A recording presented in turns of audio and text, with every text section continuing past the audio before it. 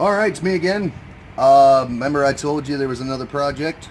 This here is a Vortec 350 come out of a 96 Chevy. Not sure if it was a pickup or a Suburban.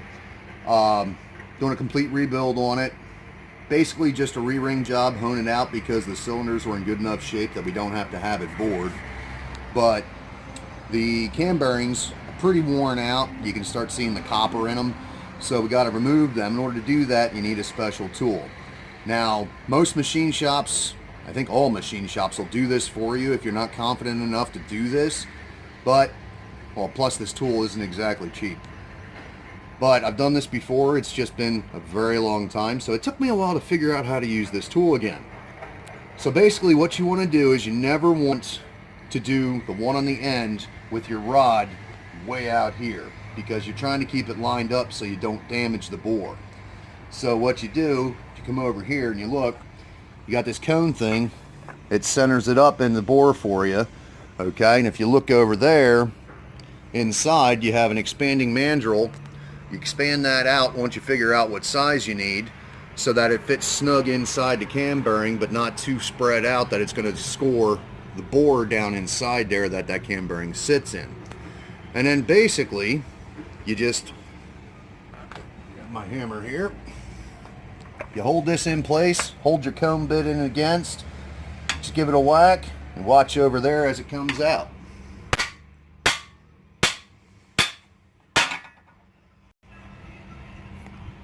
There it is. Then what you got to do is you got to shrink down the mandrel again so that way it'll let that bearing come off of it. And it's the same process for all 5 of them. It's being a Chevy 350, there's 5 of them. There's one basically in each one of these webs.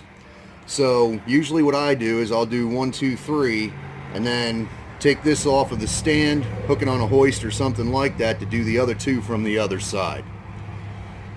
More coming. One that we just punched out. Just wanted to show you this, clean it up a little bit. So you got your oil hole.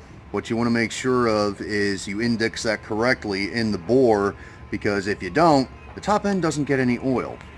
Now this one here, like I was telling you, this you can see is a factory original. It still says GM on it. So this is original to this engine, which like I was saying, come out of a 96. So wipe this down. You can see the copper in there, but you can see these things were pretty much roached. So that's why we're replacing them. Coming more later. Alright guys, I just wanted to show you this because a lot of people don't think when they're cleaning up an engine block to do this. All this down here is rust and old antifreeze buildup that sits down in here by your block plugs, up in here along this bottom edge of your water jackets. So when you go to clean up your block before you go to rebuild it, you want to make sure to get as much of that out of there as you can. I found a coat hanger works pretty good to try and get up in there, scrape it out, blow it out real good before you take it over to the pressure washer and get it wet, because that makes it a lot harder to get out. Something else, I've seen a lot of videos out there with guys pulling these things out of cars and then spilling antifreeze all over the place.